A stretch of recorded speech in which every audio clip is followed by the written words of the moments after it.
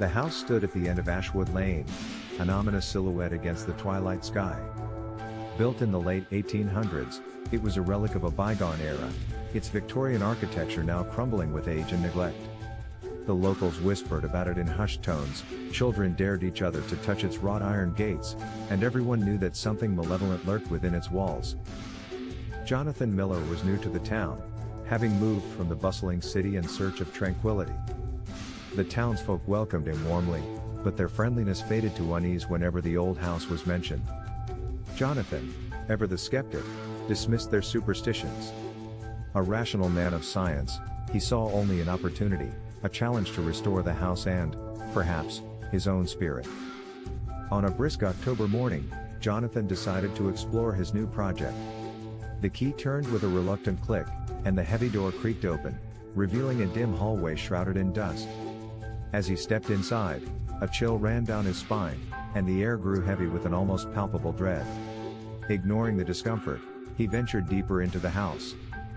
The floors groaned beneath his weight, and the faded wallpaper seemed to whisper as he passed.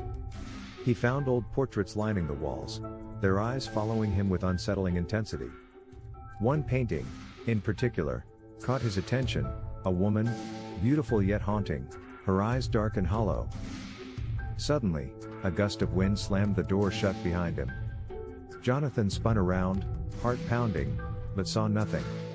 He laughed nervously, attributing it to the wind and his overactive imagination. Determined to press on, he climbed the grand staircase, each step echoing ominously. Reaching the second floor, he found a study filled with dusty tomes and ancient artifacts. He brushed off a thick layer of dust from a leather-bound journal and opened it. The pages were filled with frantic, almost illegible scrawlings, accounts of strange occurrences, whispers in the night, and sightings of a spectral woman. As he read, the temperature in the room plummeted. His breath formed misty clouds, and a sense of dread enveloped him. He glanced up, and there she was, the woman from the portrait, standing in the doorway, her eyes boring into his soul. Before he could react, she vanished, leaving behind a whispering echo that chilled him to the bone. Jonathan slammed the journal shut, his heart racing. He was no longer alone in the house, and whatever inhabited it was far from welcoming. Start speech, end speech.